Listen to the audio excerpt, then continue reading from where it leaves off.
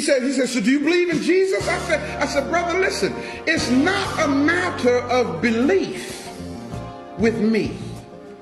It's a matter of fact. What you mean, man? I told him that Jesus Christ came into existence by a vote of 318 Roman Catholic bishops and by order of an edict of Emperor Constantine in the year 325 AD at the Nicene Council. I said, brother, that is a fact. And you can go check out anything that I just said. He said, so what you saying?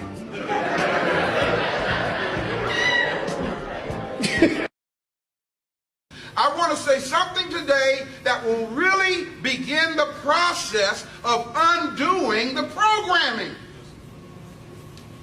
The programming that got us messed up. The programming that literally has disconnected us from reality. Okay? I got an email, I sent out an email blast just a couple of days ago. I was up to about 3 o'clock in the morning writing this thing. A young lady asked me to prove to her, she's been listening to Black Liberation Radio lately, she asked me to prove to her that Jesus never existed. Or that Moses never existed.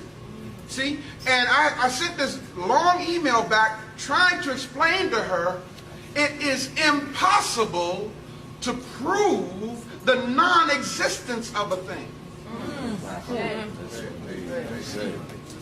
Think for me for a moment. If something never existed, how can I prove that it doesn't exist? So I told her, I said, let me reverse the challenge. Prove to me that they did exist. And I will pay all of your living expenses for the rest of your life. You see?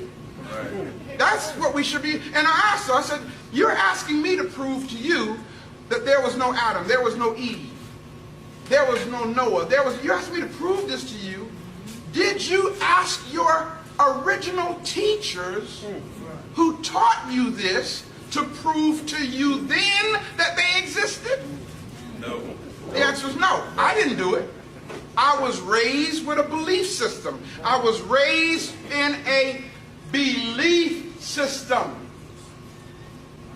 And I accepted it, I digested it, without ever verifying the existence of anybody I had been taught about. Can I get a witness? Yes.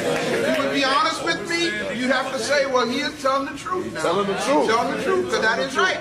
We didn't stop to ask for proof. And we grew up believing it until somewhere in our psycho paradigm, it has become our reality. It has become our reality. That doesn't mean it's real, though.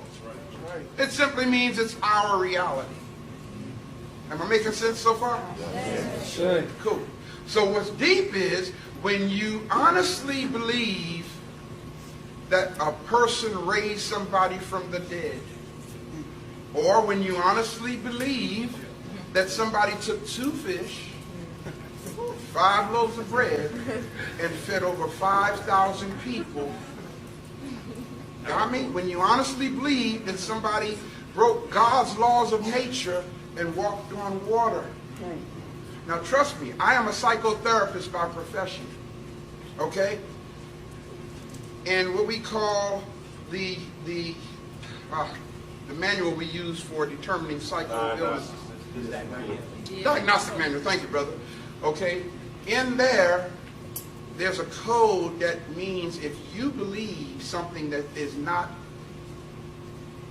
in the context of fact and reality, you have a mental disorder. For example, if you believe that Rudolph the Red-Nosed Reindeer had a very shiny nose, And if you ever saw it, you wouldn't even say it was true. If you believe that, as an adult, something's wrong. You follow me? Because that's not with fact, real, and reality. It's not historical. Okay? Religion has done that to us.